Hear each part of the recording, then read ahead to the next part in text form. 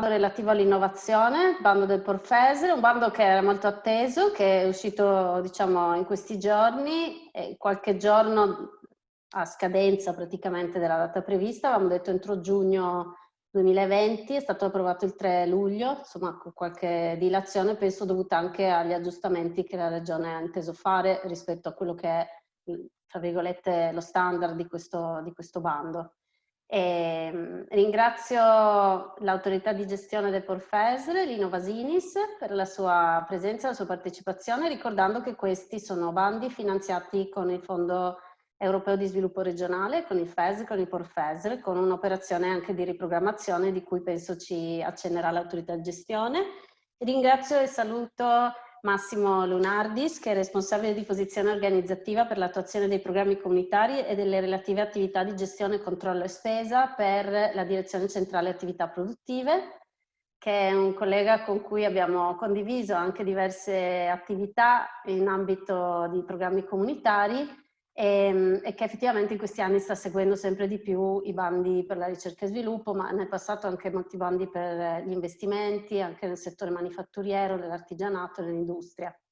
E quindi oggi lui ci illustrerà nel dettaglio il bando, le procedure di presentazione della domanda e naturalmente come al solito potete svolgere delle domande, rivolgere delle domande a chi presenta i bandi. È chiaro che qualora non siano immediatamente risolvibili, perché molto spesso sono domande importanti, interessanti, perché entrano un po' dentro le maglie delle possibilità o delle impossibilità su questi bandi, ove non possano essere evase immediatamente, noi ne prendiamo nota e poi vi facciamo avere la risposta, la valutazione, avendo avuto poi il relatore e il suo gruppo di lavoro il tempo di approfondirla.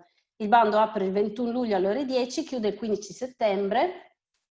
Io aggiungo soltanto che abbiamo ancora un paio di giorni l'apertura in corso per il secondo bando per i ristori diretti immediati per l'emergenza Covid, che sapete che la Giunta ha ampliato altri codici Ateco. Non l'abbiamo ripresentato perché è identico alla modalità che era già stata illustrata, però insomma lo ricordiamo a supporto della Regione come agenzia che appunto ha anche questo incarico nella fase di emergenza di diffondere le misure che vengono adottate. Ricordo anche che è ancora aperta la possibilità di compilare il questionario che abbiamo fatto insieme all'Osservatorio del Lavoro, che è sul sito dell'agenzia www.lavoroimpresa.fug.it.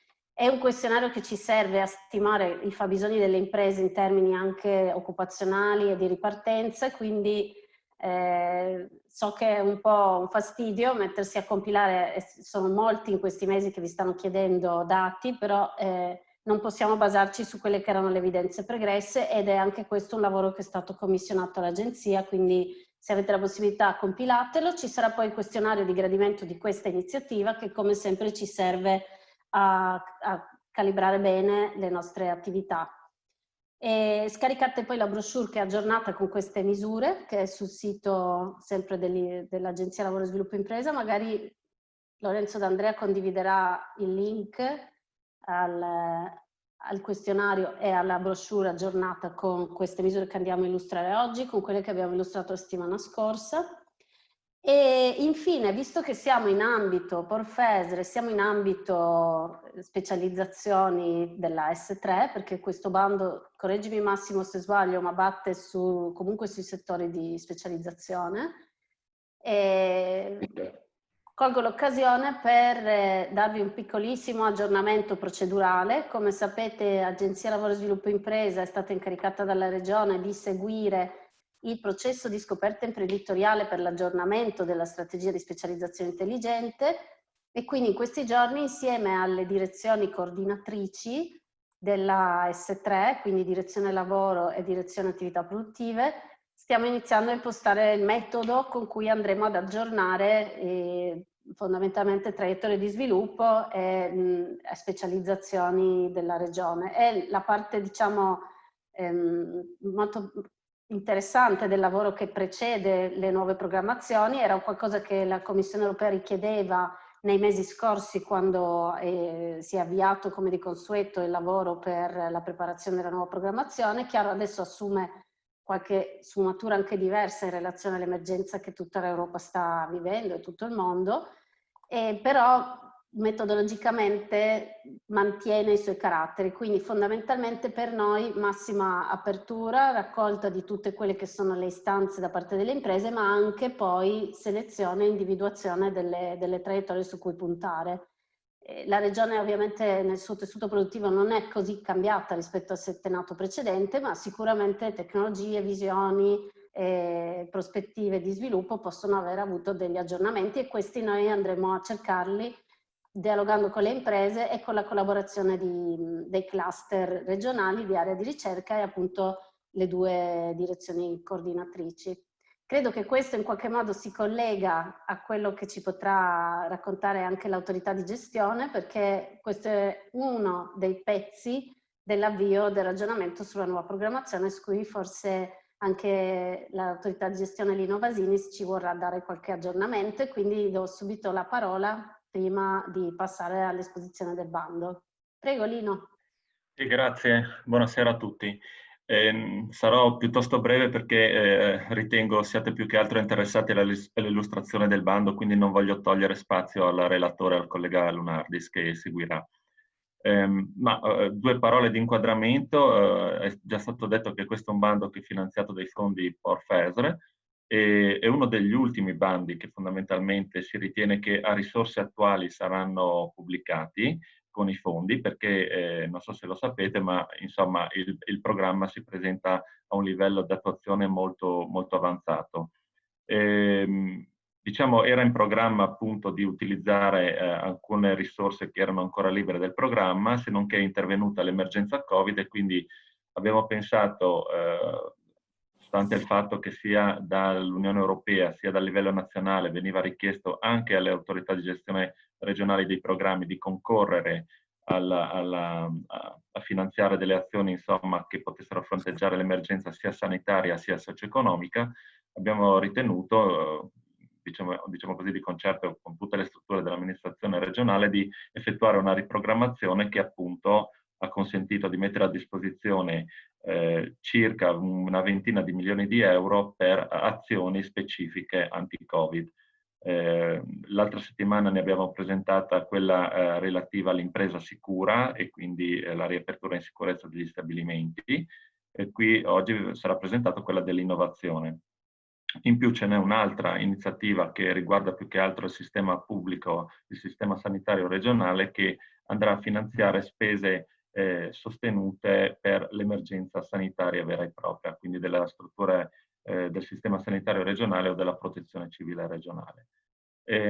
Come diceva la direttrice dell'agenzia, però ecco, questo è il discorso che possiamo fare a risorse attuali, però come forse saprete, è in atto ormai una riflessione sulla programmazione 21-27 che con l'intervenuta emergenza Covid ha preso una piega, diciamo così, un attimo diversa rispetto alle iniziali come dire, iniziali programmazioni. Per cui cosa è successo? Che avremo sicuramente la programmazione 21-27 dopo un po' di riflessioni che sono state condotte a livello europeo, che viene mantenuta come programma e come cronoprogramma, e quindi non subirà ritardi il 21-27. E quindi ci si attende che il suo avvio arrivi proprio a gennaio del 2021, quindi è prossima. Però, tenuto conto che ci sono appunto emergenze socio-economiche determinate dall'emergenza Covid, si sta pensando a una coda della programmazione attuale della 14-20, che potrebbe essere quindi prolungata, da quanto si dice, fino al 2022. Questa coda della programmazione attuale verrebbe finanziata da risorse fresche che sarebbero messe a disposizione da parte dell'Europa, e quindi anche a breve, perché appunto le voci che circolano, i documenti che circolano parlano di già nell'attuale anno che siano messe a disposizione un pacchetto di risorse, per cui all'interno dell'attuale quadro giuridico potrebbe anche darsi il caso che prossimamente ci possano essere ulteriori bandi. Adesso vediamo per quali finalità, ma ecco, l'attuale programma potrebbe vivere ancora rispetto alle iniziali attese. Di questo, della prossima programmazione 21-27, quella diciamo così ordinaria, e della coda del 14-20 rivista in chiave anti-Covid, se ne parlerà prossimamente a livello di partenariato dei programmi, che riguarderanno sia il Fondo Sociale Europeo sia il FES, che è il programma che segue la mia struttura, e anche per quanto riguarda la cooperazione territoriale europea. E appunto domani abbiamo in programma una riunione plenaria con il partenariato, dove sarà illustrato appunto il quadro di riferimento generale a cui dobbiamo, diciamo così, dobbiamo soggiacere, e il metodo che è stato finora seguito a livello nazionale e regionale.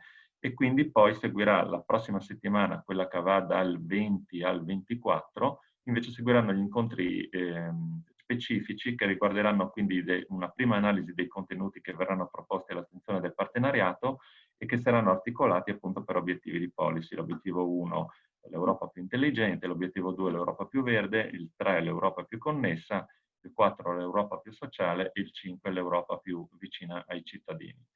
Quindi ci attendono tempi, anche se siamo in estate, abbastanza intensi di lavoro, perché dopo una pausa di riflessione e un ritardo fisiologico che c'è stato sia a livello europeo e nazionale per capire come trattare tutta la partita della programmazione futura, anche alla luce ovviamente della pandemia che si è registrata, i lavori sono ripresi e quindi adesso dobbiamo in qualche modo lavorare intensamente per mettere a disposizione nel più breve tempo possibile le nuove risorse perché insomma il territorio ce lo chiede.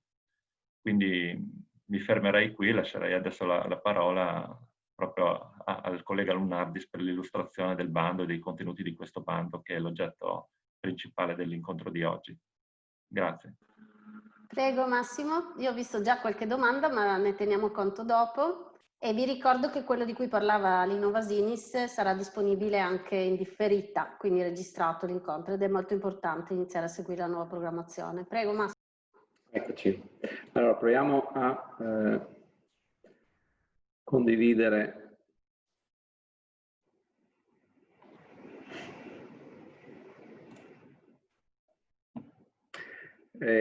Spero che si riescano a vedere le slide, se mi date conferma. Sì. Ok. Ecco, buongiorno a tutti.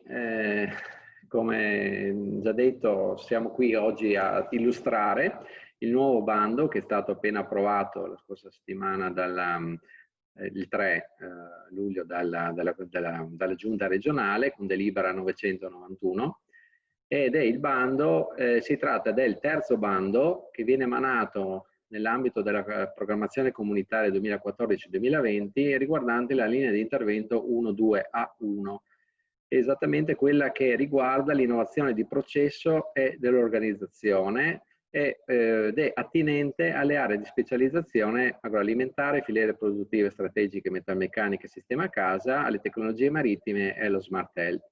Quindi si tratta del terzo bando della programmazione comunitaria, però questa volta ha delle sostanziali novità che man mano vedremo di illustrare.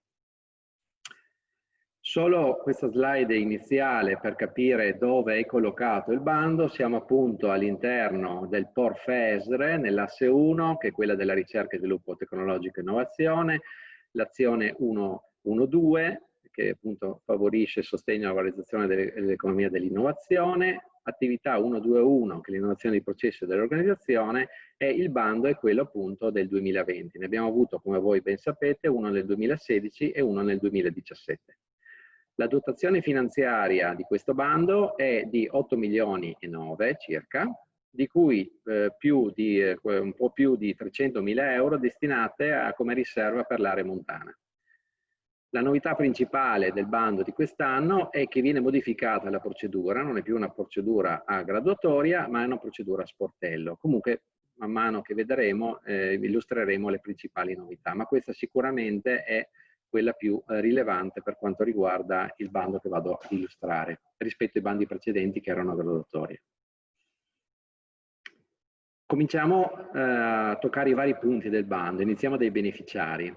Allora, beneficiari di questo bando sono le piccole, medie e grandi imprese, compreso le micro, e devono appartenere ai settori manifatturieri terziari indicati nei codici ISTAT dell'allegato A al bando. E le attività che possiamo finanziare sono attività svolte in una delle aree di specializzazione dell'S3, quindi quelle che abbiamo elencato prima: agroalimentare, filiere produttive strategiche, tecnologie marittime e smart health, o attività comunque sempre indicate nei codici ISTAT dell'allegato A, che sono di servizio, ma di servizio alle relative filiere, e principalmente rivolte ad una clientela operante nelle citate aree. Quindi è importante che per le attività di servizio noi andremo poi a richiedere se hanno questo tipo di caratteristiche. Devono avere chiaramente sede legale, unità operativa o unità operativa in regione, e non essere imprese in difficoltà alla data del 31/12/2019. Questa è una novità che viene emersa praticamente dalla nuova comunicazione dell'Unione Europea riguardante l'emergenza Covid, che prevede il fatto che si possano eventualmente anche finanziare imprese che a seguito dell'emergenza Covid sono entrate in difficoltà. Non devono essere in difficoltà alla data del 31/12/2019. Tutte le imprese comunque, come nei precedenti bandi, devono avere minimi requisiti di capacità economica finanziaria, che sono date dalla spesa totale preventivata per il progetto. Non deve essere superiore al 30% del fatturato, oppure, in alternativa a una delle due, il capitale netto deve essere pari almeno al 20% della spesa totale preventivata per il progetto. Questa è una caratteristica che è rimasta invariata rispetto ai bandi precedenti. Quindi sia il discorso delle traiettorie e delle aree di specializzazione che questa delle capacità economico-finanziarie non è stato modificato. Progetti ammissibili.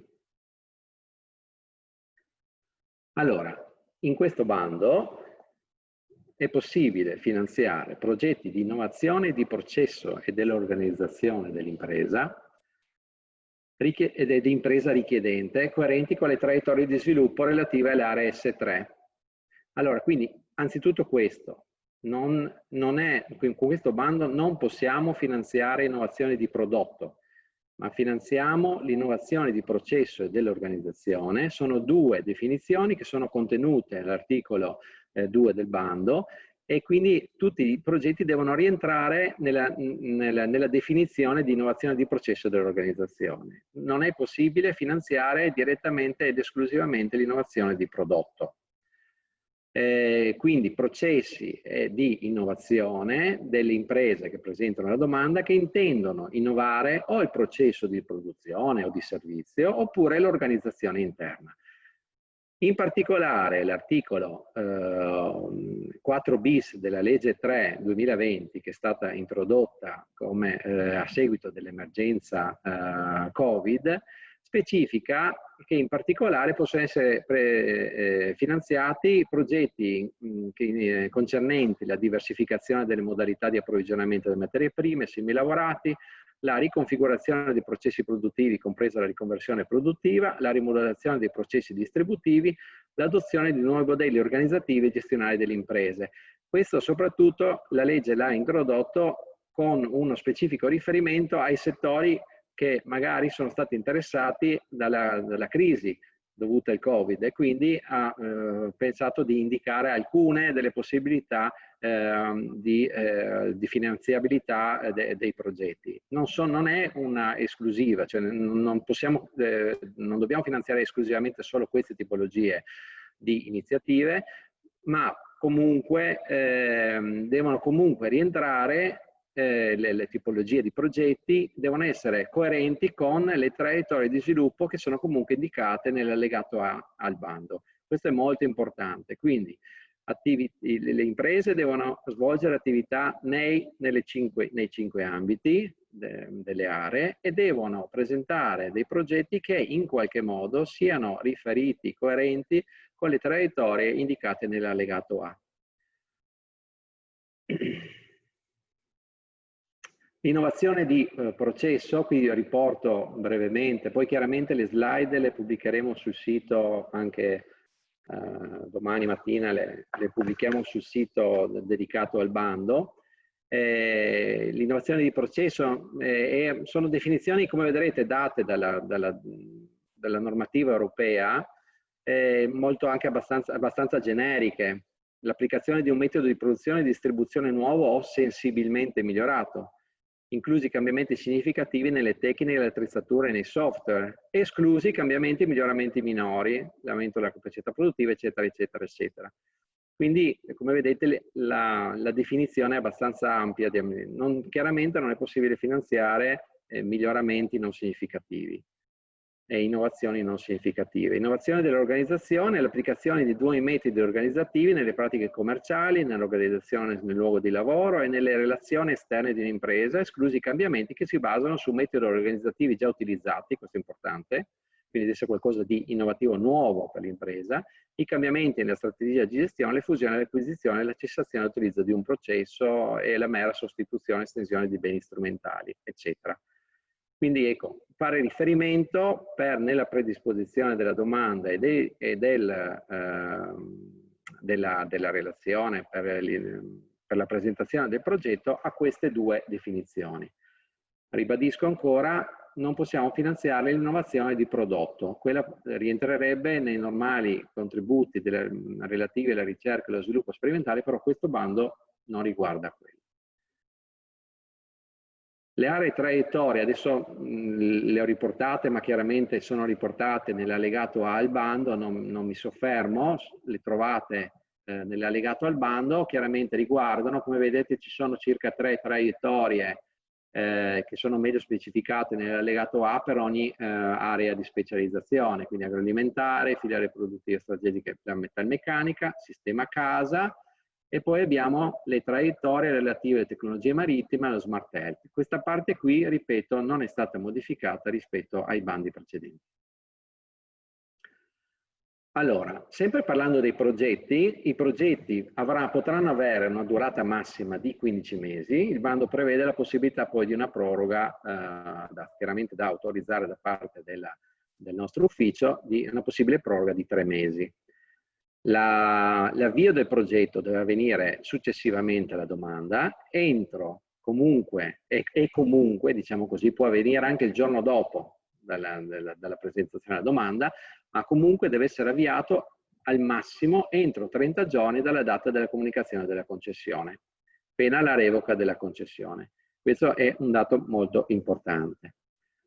Le imprese proponenti devono inoltre essere in grado di sfruttare i risultati del progetto e garantire che essi abbiano ricaduta nel territorio regionale per non ammissibilità delle spese o l'eventuale revoca totale o parziale del contributo concesso. Quindi è importante che comunque sia dimostrato che ci sia una ricaduta sul territorio regionale dell'intervento, oltre al fatto che per le medie imprese e piccole imprese c'è comunque un vincolo di destinazione relativo all'impresa di 3 anni, di mantenere una sede operativa attiva in regione, per 5 anni per le grandi imprese. Le spese ammissibili non sono state modificate rispetto ai bandi precedenti e sono chiaramente spese strettamente connesse al progetto di innovazione. Chiaramente, quali sono? Spese di personale, come nei precedenti bandi, strumenti e attrezzature, attenzione, no, il bando prevede l'ammissibilità della spesa per strumenti e attrezzature solo è possibile finanziare il periodo di utilizzo dei beni nell'ambito del progetto. Quindi è calcolato sulla base della percentuale di ammortamento che i beni hanno.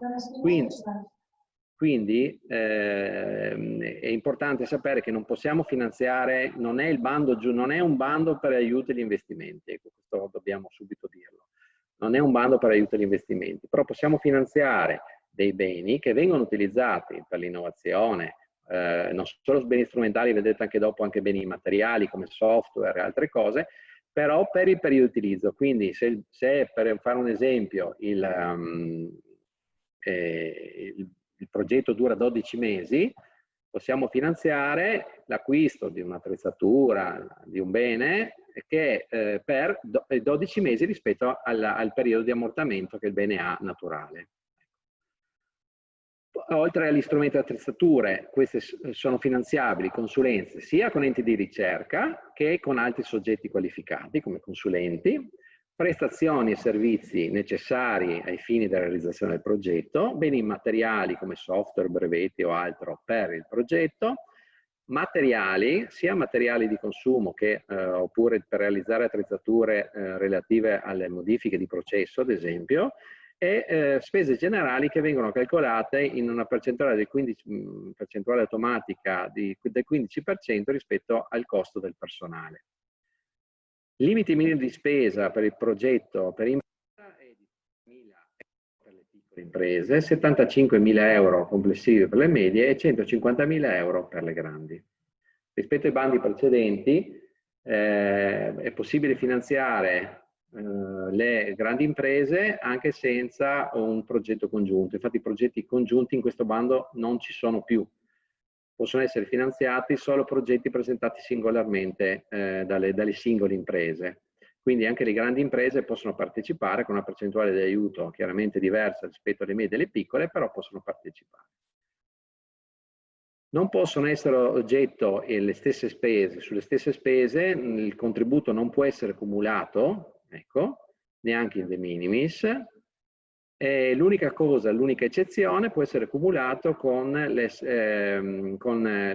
le stesse spese per interventi di garanzia, oppure per agevolazioni fiscali generali non costituenti aiuti di Stato, come il credito d'imposta per la ricerca che non costituisce aiuto di Stato. Quindi non sono interventi cumulabili con altri, sulle stesse spese, con altri contributi pubblici. L'intensità d'aiuto, ecco, qui farei una parentesi. Cosa è successo? La principale novità di questi bandi è dovuta all'emanazione da parte della Commissione europea di questa comunicazione UE 1863 del 19/3/2020 riguardante l'emergenza Covid.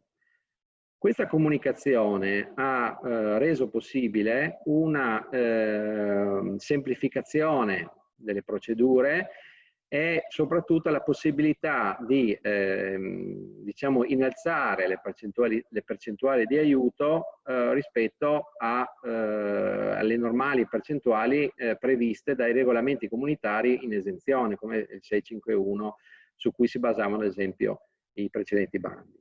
La possibilità poi di sganciarsi dai regolamenti di esenzione ha dato la possibilità anche di poter effettuare alcune notevoli semplificazioni anche dal punto di vista sia procedurale che anche dei requisiti, eccetera. Quindi la Regione ha pensato di sganciarsi dal regolamento in esenzione e collegare invece il bando a questa comunicazione che comunque ha previsto una notifica da parte dello Stato, che è già stata approvata dalla Commissione europea, e all'interno di questo, diciamo, cappello generale vengono praticamente, è possibile concedere aiuti di diversi tipi, fra cui anche gli aiuti, diciamo così, in conto capitale come il nostro. Però l'unico vincolo che c'è è dato dal fatto che questi aiuti devono essere, diciamo così, complessivamente limitati, cioè fino a un massimo di 800.000 euro. Quindi tutti gli aiuti concessi ad una stessa impresa sulla base della comunicazione 1863 sul Covid, la Commissione europea 1863, non possono superare gli 800.000 euro. Diciamo che riguardo a questa comunicazione stanno uscendo adesso nuovi bandi, ecco, abbiamo questi due che stiamo illustrando in questi giorni e a livello nazionale ce ne sono altri, però ecco, non ci saranno tantissimi, credo, bandi che si riferiranno, diciamo così, a questa cosa. Quindi l'importante comunque, noi andremo a verificare tramite il Registro Nazionale degli Aiuti di Stato che l'impresa non sfori questo limite, che è abbastanza elevato, però che non sfori il limite. Una novità importante, che però abbiamo previsto la possibilità chiaramente di aumentare, questa comunicazione permette appunto come una specie di de minimis, anche se non è un de minimis, ma è una specie di de minimis, permette la possibilità di innalzare le percentuali. Quindi abbiamo innalzato, la giunta regionale insomma, ha deciso di innalzare la percentuale del 60% per le piccole imprese, le medie imprese il 45%, le grandi imprese il 25%, però per dare la possibilità anche a più imprese di ricevere il contributo, è stato inserito un contributo massimo di 150.000 euro. Ecco, questo è importante, quindi è inutile presentare un progetto da 1 milione di euro, ecco, perché alla fine il contributo massimo è quello sarà sempre e comunque 150.000 euro.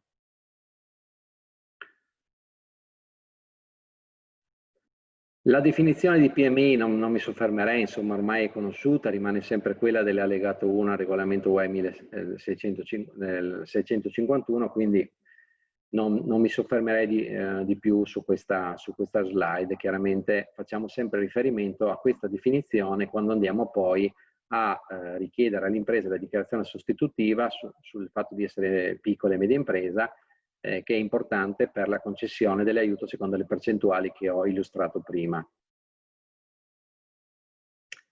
Andiamo sulla presentazione delle domande. Allora, può essere presentata una domanda per ogni impresa nell'ambito di questa apertura di bandi. Il front-end per la presentazione della domanda del sistema telematico verrà aperto il giorno 21 del 7 alle ore 10 e chiuso il 15 del 9.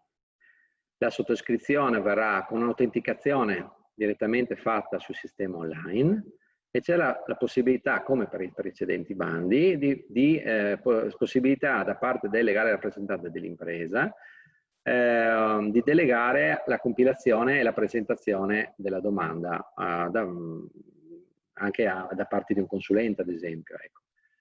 La delega, come vedremo poi dopo, dovrà essere allegata come documentazione da allegare alla domanda. I facsimili saranno pubblicati nella pagina web dedicata al bando mercoledì 15 luglio. Già dico adesso, perché già ci sono arrivati alcuni quesiti a riguardo, non sarà possibile preparare, cioè l'accesso al sistema avverrà dalle 10 del 21 del 7. Non ci sarà la possibilità di precompilare la domanda. Una notazione importante è che, essendo come vedremo dopo, una procedura a sportello, qualora le richieste di agevolazioni superino del 50% la dotazione finanziaria del bando, la procedura telematica di invio delle domande potrebbe essere chiusa. Ecco. Quindi segnaliamo che in questo caso è importante anche la data di presentazione della domanda, perché chiaramente è una procedura a sportello che non prevede una graduatoria, quindi noi esaminiamo e valutiamo le domande in ordine cronologico di presentazione delle stesse. La modulistica è molto semplificata rispetto ai precedenti bandi, cioè un po' semplificata, insomma, dai, non esageriamo. Ma soprattutto per quanto riguarda gli allegati, sono stati eliminati diversi allegati che prima erano obbligatori, quindi avremo una relazione dettagliata che, come vedrete, sarà fatta in un formato un po' più schematico rispetto al precedente, anche se dal punto di vista contenutistico simile alla modulistica delle domande precedenti.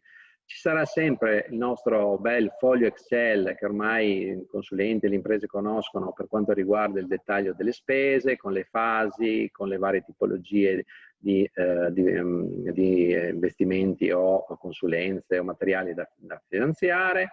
E poi avremo, come di consueto, l'elenco delle dichiarazioni sostitutive che attesteranno alcuni dei requisiti soggettivi che le imprese devono avere per ottenere il contributo e l'assunzione di responsabilità dei contenuti della documentazione di domanda e di impegno rispetto degli obblighi.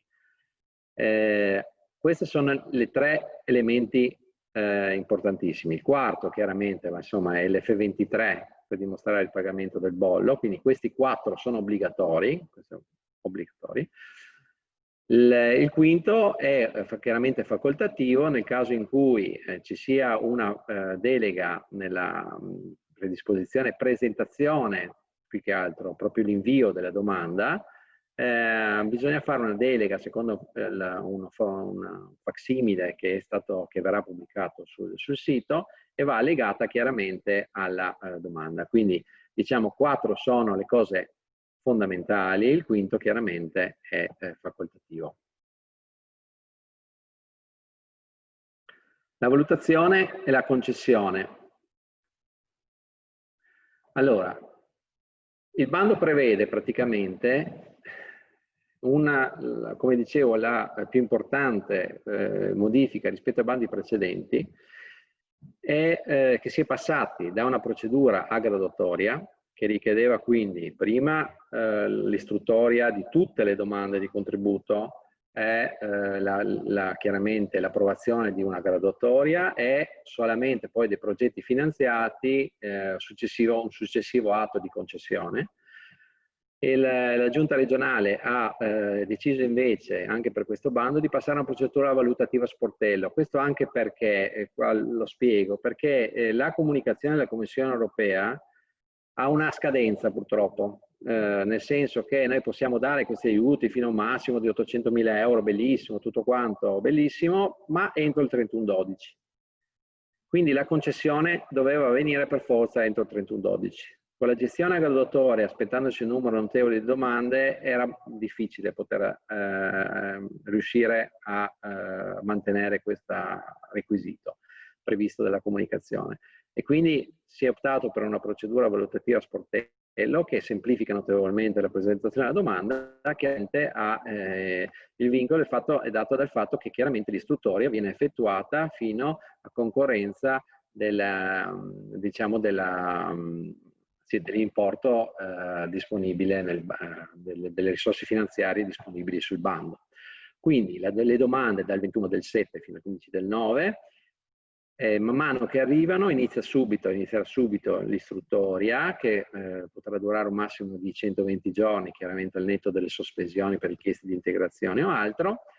Prevede comunque una valutazione tecnica che dopo andrò a spiegare meglio dal punto di vista sempre del nostro comitato tecnico di valutazione, e invece di passare per appena un'approvazione graduatoria eccetera, immediatamente ci sarà il decreto di concessione. La procedura chiaramente è stata modificata per quanto riguarda la consueta dichiarazione di avvio del progetto, che noi da sempre nei nostri bandi è richiesta, sia nei bandi di ricerca e sviluppo che nei bandi di innovazione. Chiaramente avvenendo prima la concessione, l'impresa è tenuta a iniziare il progetto entro 30 giorni dalla comunicazione della concessione, quindi ci sarà una comunicazione tramite PEC della SDRA, insomma dell'ufficio, del nostro ufficio alle imprese, e le imprese dovranno inviare entro 30 giorni, sempre tramite PEC, comunicazione di avvio del progetto e con le date precise di avvio e conclusione del progetto. Queste saranno poi le date che faranno fede anche per i termini di rendicontazione. Quindi è molto importante questa comunicazione, che è stata un po' anticipata e sono termini che poi vedrete nel bando, sono anche prorogabili eccetera. Qui chiaramente non ho potuto mettere tutte le varie possibilità, comunque indicativamente l'impresa ha 30 giorni per partire con il progetto e comunicare all'ufficio competente, al nostro ufficio, l'avvio del progetto e la data di prevista conclusione dello stesso. Come dicevo prima, la Commissione è disposta secondo l'ordine cronologico di presentazione fino all'esaurimento delle disponibilità economiche, e l'istruttoria si verterà principalmente insomma, su questi punti. Allora, innanzitutto la presentazione deve essere una domanda per ogni impresa. Le domande chiaramente devono essere sottoscritte dal legale rappresentante del soggetto titolato, devono essere corredate dei documenti obbligatori, quelli che ho illustrato prima, la sussistenza dei requisiti di ammissibilità, come in tutti i bandi. Alcuni requisiti saranno oggetto di controllo diretto da parte dell'amministrazione regionale, altri saranno oggetto di dichiarazione sostitutiva, che ricordo è sempre oggetto di controlli a campione, magari non si fa subito ma si fa successivamente, quindi richiamo sempre l'attenzione che le dichiarazioni sostitutive sono estremamente importanti, bisogna bisogna compilare con estrema attenzione perché, come sapete, hanno sempre dei risvolti che possono essere anche di carattere penale. L'attinenza, quindi semplificazione sì, perché andiamo chiaramente a semplificare le procedure, però attenzione quando si compilano le dichiarazioni. Come ho detto prima, ci sarà comunque una parte di valutazione tecnica che non riguarderà più criteri di valutazione che sono stati chiaramente eliminati. Con procedura valutazione a sportello non possono esistere dei criteri di valutazione per la formazione, quelli che servono per la formazione della graduatoria, ma verteranno sul fatto, sull'attinenza del progetto alla definizione di innovazione di processo dell'organizzazione e l'attinenza del progetto ai territori di sviluppo, l'S3 e le aree di specializzazione S3. E ci sarà poi una valutazione delle voci di spesa preventivate che siano tra quelle rientranti tra le spese ammissibili e sulla congruità e pertinenza del progetto delle spese preventivate. Quindi rimarrà comunque, anche se più limitata rispetto al passato, una valutazione tecnica da parte del Comitato Tecnico di Valutazione della Direzione Centrale delle Attività Produttive. Poi avremo il controllo chiaramente del limite minimo di spesa, del rispetto del divieto di cumulo, e aggiungerei io qui anche degli 800.000 euro di cui parlava, del limite massimo di 800.000 euro di cui parlavamo prima. Ecco, successivamente cosa succede dopo la concessione? Abbiamo detto che dalla PEC che comunica la concessione del contributo, l'impresa, come era già illustrato prima, ha 30 giorni di tempo, che sono comunque prorogabili, di ulteriori 30, per comunicare l'avvio del progetto. Ecco, ricordo che tutte le comunicazioni da e per da fare che partono dall'amministrazione regionale o che devono arrivare all'amministrazione regionale devono essere fatte tramite PEC. Questo ormai è una prassi, la conoscete sicuramente tutti, però è meglio ripeterlo perché ecco, sempre con documenti allegati, possibilmente firmati digitalmente, perché sono chiaramente molto più gestibili. Realizzazione dei progetti, ecco, il progetto deve essere indicativamente realizzato secondo quanto preventivato, però è chiaramente, come tutti i progetti di innovazione, possono avere delle variazioni che normalmente noi chiediamo siano comunicate all'amministrazione regionale, che poi valuta se sottoporle alla valutazione del comitato tecnico. E comunque sia, possono essere anche presentate variazioni a rendiconto, a rischio e pericolo un po' di più per l'impresa, chiaramente, che possono essere o meno approvate, quindi chiaramente è sempre meglio, noi consigliamo sempre che è sempre meglio comunicarle per tempo una volta che vengono man mano rese necessarie nello sviluppo del progetto. Chiaramente ci sono dei requisiti da mantenere fino alla liquidazione del contributo e poi successivamente per i 3-5 anni dalla data di conclusione del progetto, e eventualmente se ci sono trasformazioni, trasferimento alla sede del progetto oppure modifiche del carattere societario eccetera, che vanno comunque comunicate all'ufficio competente. Ecco, siamo nell'ambito della programmazione comunitaria e quindi alcuni vincoli noi dobbiamo sempre certamente seguirli secondo quanto è il dettame dei regolamenti comunitari sulla programmazione, sull'utilizzo di fondi strutturali. Ecco, una delle cose su cui chiaramente la Commissione europea dà più importanza è la pubblicità, cioè quindi è richiesto dal bando che ogni impresa che beneficia dei contributi diciamo così finanziati nell'ambito della programmazione comunitaria facciano una breve sintesi del progetto con indicazione anche della spesa del contributo concesso sul sito web, chiaramente le imprese che hanno il sito web, e devono poi apporre un poster di formato almeno A3 all'entrata dell'impresa per comunicare che sono stati beneficiari di un intervento con il titolo del progetto, eccetera. Inoltre, chiaramente per tutte le norme di trasparenza i progetti poi sono comunque, i dati relativi al progetto sono pubblicati sul Registro Nazionale degli Utili di Stato, sul sito della Regione nella sezione relativa al PORFESR, E inoltre l'impresa deve rendersi disponibile nel caso in cui l'autorità di gestione del programma richieda a fornire anche sintesi obiettivi che possono essere poi pubblicati sul sito oppure in rapporti oppure in eventi di comunicazione sulla programmazione. Quindi noi ribadisco che è sempre importante, il titolo e la descrizione breve, ecco, possono essere pubblicati. Quindi è importante, se qualche impresa ha delle problematiche di privacy, eccetera, cose, di andare a fare una descrizione che tenga conto di questa cosa, che poi il titolo verrà pubblicato.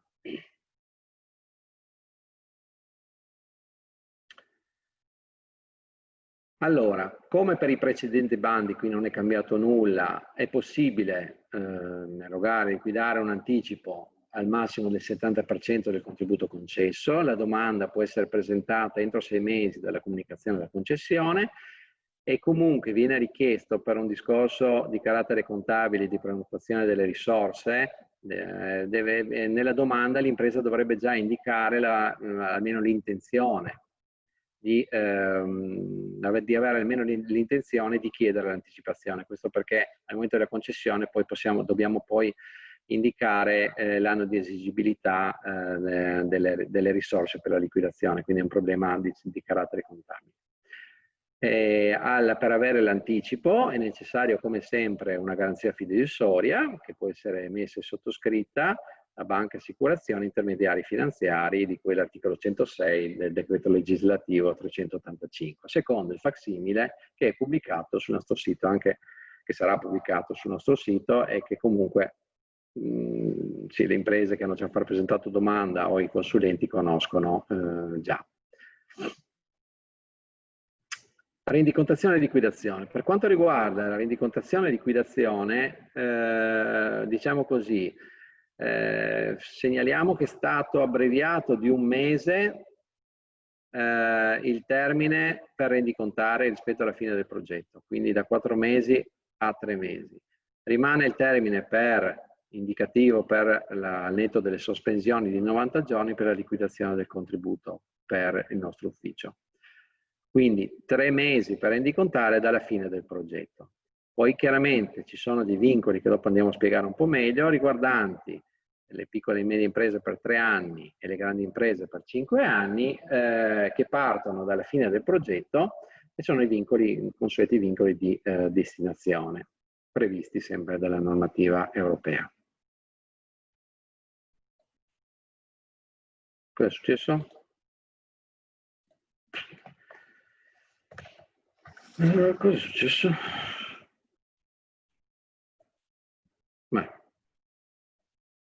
Scusate, era scomparso, almeno a me era scomparso in video.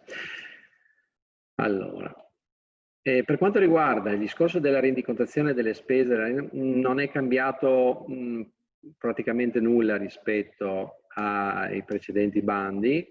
Chiaramente le spese devono essere conformi e preventive alle variazioni autorizzate, sostenute nell'arco di durata del progetto, tranne la spesa per la certificazione della spesa, che quella cui fattura può essere rilasciata anche successivamente e prima della rendicontazione, devono essere pagate entro la data di rendicontazione con le modalità consentite. Facciamo sempre riferimento all'allegato E al bando, che è un documento importantissimo perché richiama tutte, diciamo così, dà tutte le indicazioni, sia per la presentazione della domanda, ma soprattutto per la rendicontazione, riguardando appunto le spese, quindi anche tutto ciò che è ammissibile e non ammissibile. Quindi invitiamo sempre a leggere molto bene l'allegato E. Abbiamo voluto fare proprio un documento a parte, ma questo era presente anche nei precedenti bandi, in modo di facilitare alle imprese e consulenti che possono avere un documento che possono anche prendersi a parte nel momento soprattutto della rendicontazione per verificare se e cosa è ammissibile o non ammissibile. I pagamenti, attenzione, non ci possono essere pagamenti in contanti, con assegni, non sono ammissibili note di credito e la compensazione, ma devono essere effettuati con transazione bancaria postale o documentata da chiaramente prestazione bancaria, bonifico, RIBA, carte di credito e vaglia postale, insomma queste cose che sono normali. Massimo, abbiamo ancora 10 minuti e un pochino di domande da... Velocissimo. Allora, una cosa Vorrei lasciare importantissima, almeno questi... rimane il discorso dei 300 euro di imponibile imputabile per cento. Una fattura può essere imputata solo se è superiore, se l'importo imputato è superiore a 300 euro, questo è importante perché dopo dobbiamo escludere tante fatturine, eccetera. Quindi prevedere sempre di mettere insieme, soprattutto la voce materiali o piccoli servizi, per fatture di importi superiori a 300 euro. E come per i precedenti bandi, la rendicontazione deve essere certificata da un revisore legale che deve essere iscritto all'elenco istituito presso la Direzione Centrale Attività Produttive. L'elenco è pubblicato sul nostro sito dedicato al bando. Non mi soffermo su cosa deve controllare. La post liquidazione, brevissimamente, come abbiamo detto, successivamente i vincoli post progetto sono che la sede deve mantenere la sede operativa attiva nel territorio regionale, non è che sia chiaramente in stato di liquidazione, e mantenere un codice ISTAT ammissibile al bando. Quindi i vincoli sono anche abbastanza limitati, insomma, per imprese. L'importante sono almeno 3 anni dalla data di fine progetto e almeno 5 per le grandi imprese. Io direi che le principali cose le ho dette, quindi sono a disposizione per eventuali domande. Iniziamo subito perché ce ne sono. Allora, intanto cerco di contestualizzartele nel momento in cui sono state formulate. Maurizio Paleologo ci chiedeva perché non permetterci semplicemente progetti più lunghi in questo bando quando si parlava del fatto che ci sarà una possibile coda di programmazione a scavalco. Perché non siamo sicuri di questo, uno. Quando siamo usciti quando abbiamo programmato il bando, e ancora adesso, come anche il dottor Vasinis, diciamo così, non prevedeva, non abbiamo ancora la certezza di come, quando e cosa succederà. E poi comunque riteniamo che 15 mesi per un progetto di innovazione possono essere 15 mesi prorogabili di 3, quindi 18 mesi possono essere un periodo congruo per un progetto di innovazione. Non stiamo parlando di interventi in cui uno deve fare ricerca industriale, deve partire dall'idea progettuale, no, stiamo parlando di interventi di innovazione che sono interventi che vengono dall'esterno dell'impresa, quindi si parla di attività che vengono recepite dal mercato normalmente, quindi presenti sul mercato, non parliamo di attività di ricerca e sviluppo qui, ecco.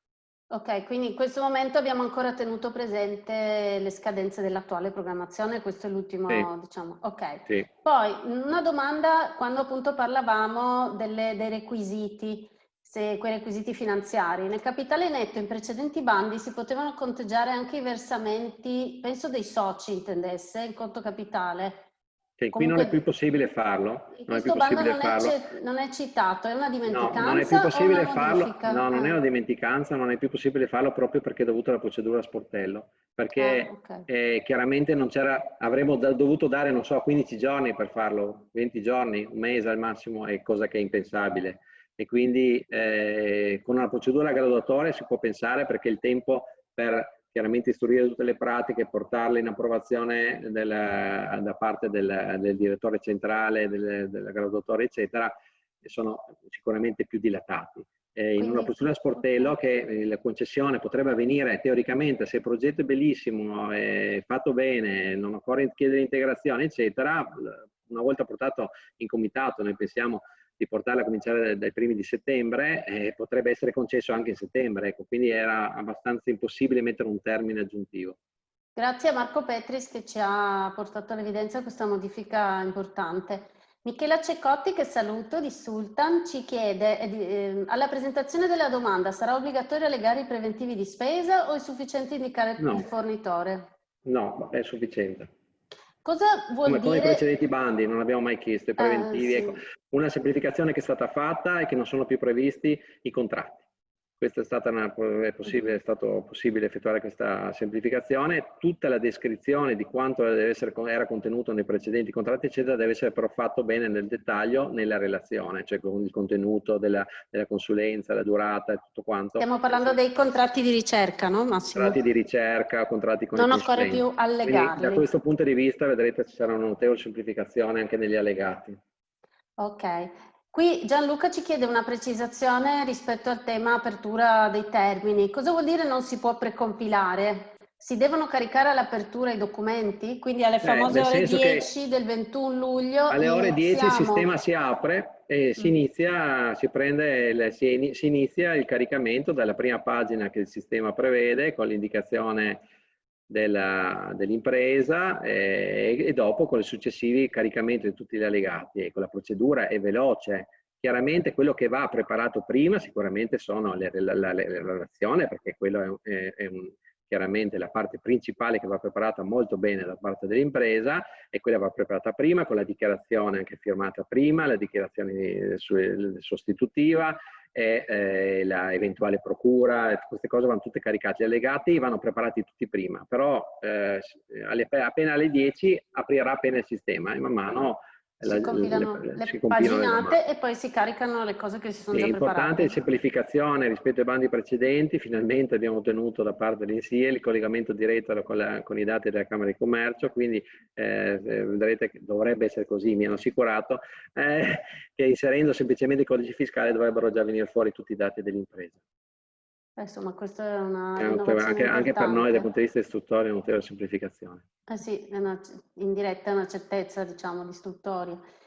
Poi Andrea Moroci di TSM ci fa delle domande molto significative che entrano un po' nel merito. Come al solito, ovviamente, vediamo se è possibile dare qualche risposta, altrimenti penso che faccia già capire al coordinatore del gruppo di lavoro in quale direzione possono andare i progetti e valutare magari qualche risposta un po' più generale per gli interessati. Quindi la prima, esiste un elenco esemplificativo di quali siano le innovazioni di processo e quelle organizzative? Tu ci hai citato comunque dei punti del bando dove ci sono un po' di... Ecco, alcuni punti ci sono previsti dalla legge 3, dall'articolo 4 bis della legge 3, però come vedete la definizione è abbastanza ampia, quindi il campo è ampio. Non esiste non c'è un elenco, non esiste, quindi quello che bisogna pensare è un progetto complessivo, no? Cioè un intervento come siamo previsti, sia con magari attrezzature per il utilizzo, consulenze, l'utilizzo magari di materiali o di servizi che servono per l'innovazione, eccetera, fare un unico progetto che possa essere anche spiegabile, illustrato in fasi. Ecco, questo è importante, no? Però dal punto di vista dell'innovazione il campo è abbastanza ampio. Non possiamo finanziare innovazioni di routine, questo no, o piccole modifiche. Ecco, se uno mi chiede di rifare il sito internet perché gli serve, direi di no, di sistemare una pagina del sito internet. Se si tratta di un'innovazione, di inserire ad esempio il commercio elettronico, per dire, non so, una parte più grossa, questo potrebbe rientrare, però penso, ma il campo è molto ampio anche nell'innovazione di processo, nell'innovazione dell'organizzazione, si possono finanziare tante cose, anche pensandole in un'ottica di emergenza Covid, cioè anche modifiche dal punto di vista organizzativo per quanto riguarda l'emergenza, che sono di problematiche che sono venute a nascere col Covid, anche ad esempio la gestione del personale in smart working, anche la gestione di un maggior contatto della clientela tramite cloud, cioè ci sono sicuramente tanti argomenti che possono essere anche visti in un'ottica di cercare di risolvere alcune problematiche che sono emerse in questo specifico periodo. Questo la Giunta voleva soprattutto sottolineare con il Consiglio anche regionale con l'emanazione della legge. I costi di analisi e valutazione della situazione attuale e la determinazione della situazione organizzativa futura rientrano tra i costi finanziabili? No, direi di no. L'analisi? Direi di no, l'analisi no, normalmente no. Ultima, diciamo, domanda un po' più così di merito. La rideterminazione lungo tutta la supply chain della scelta ottimale tra make to order e make to stock e quindi delle scelte della metodologia Lean rappresentano un costo finanziabile? Oh mamma mia, io non sono un esperto in termini inglesi. La catena di fornitori sì, come sì, decisione un po' di riorganizzare un po' la produzione. Direi che comunque queste tematiche vanno sul tavolo del CTC alla fine. Certamente, a parte che poi ci sarà comunque una valutazione da parte del comitato, ma direi che anche queste tipologie potrebbero essere, diciamo così, messe sul tavolo. Beh, in linea di massima per quello che sta seguendo Agenzia Lavoro e Sviluppo Imprese in questi mesi, questi sono i ragionamenti che tante aziende stanno facendo, perché sono stati costretti a fare anche dall'emergenza, quindi ecco, questo. mi verrebbe da dire che comunque sarà la sensibilità del comitato a valutare.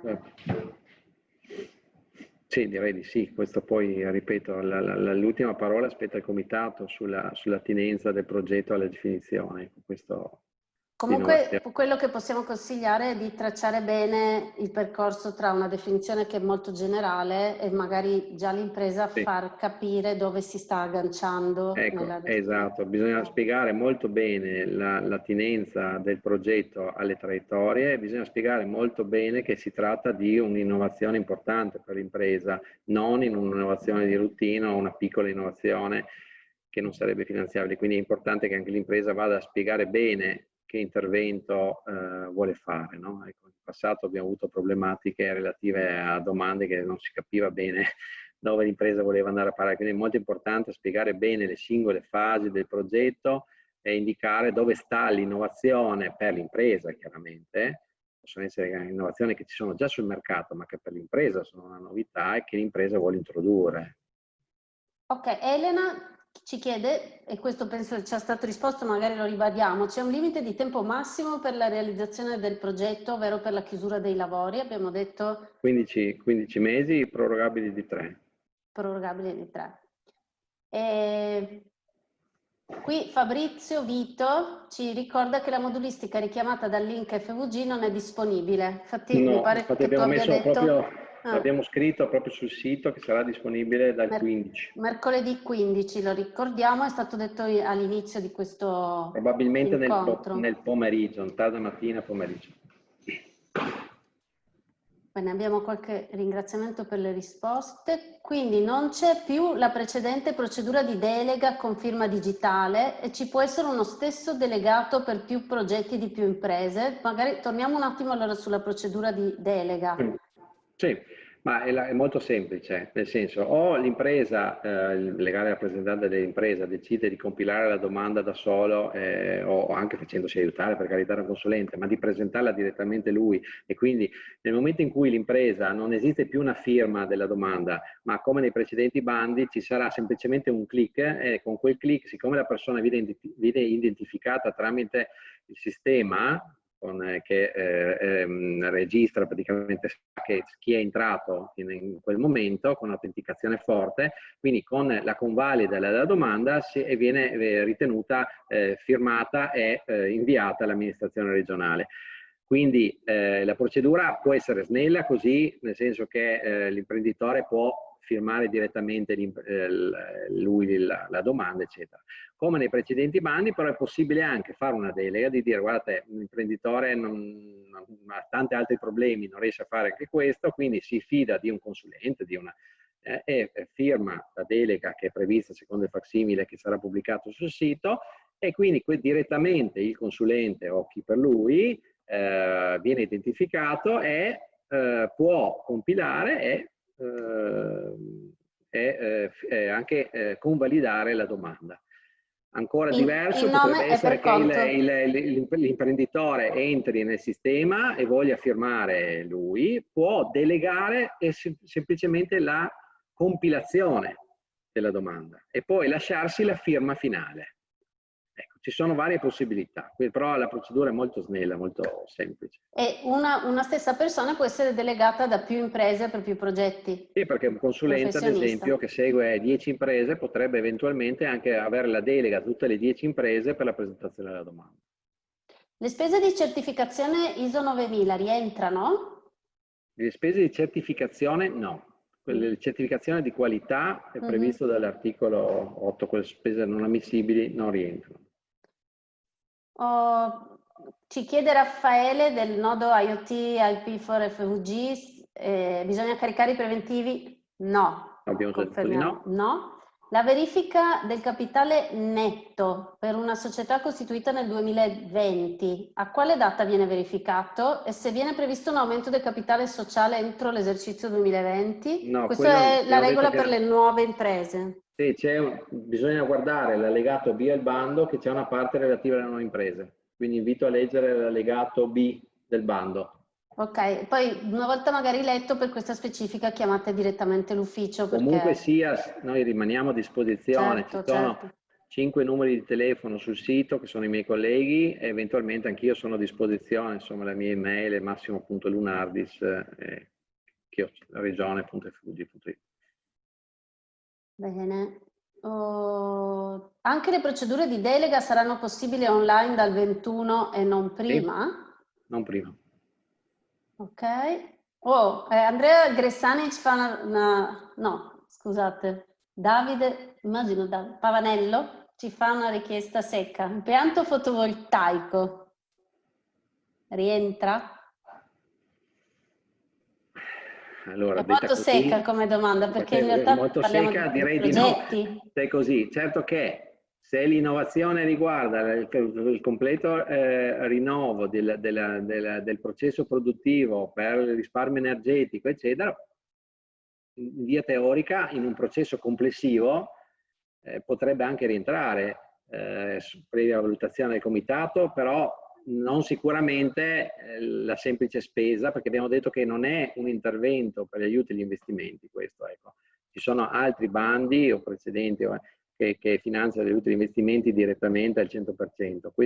L'intervento sugli investimenti, cioè l'ammissibilità delle attrezzature e dei beni immateriali ammortizzati, sono finanziabili solo per l'utilizzo nell'ambito del progetto. Quindi vi ho illustrato un progetto complessivo di riorganizzazione derivante appunto del miglioramento, cioè derivante dalla volontà di migliorare la parte, diciamo così, di approvvigionamento energetico dell'impresa, eccetera. Allora magari all'interno di questo ci può stare una fetta anche dell'impianto che viene testato per quel periodo, per quella parte.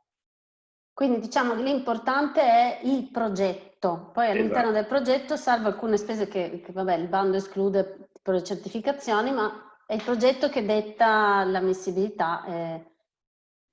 Sì, una cosa che non ho detto importante che è stato, questi bandi non prevedono più l'ammissibilità per i materiali dei materiali dei beni di magazzino. Quindi veniamo proprio a questo, direi come ultima domanda, perché abbiamo anche leggermente sforato sui nostri tempi, però il bando era di una certa complessità. Buonasera, ci chiede Burigotto. Per quanto riguarda le spese ammissibili, l'articolo 7,4 prevede che siano finanziabili materiali per la realizzazione fisica di prototipi e o impianti pilota di possibile utilizzo pluriennale con un certo valore residuo a conclusione del progetto. Questo come si sposa con l'innovazione di processo, visto che il prototipo fa presupporre la realizzazione di un prodotto?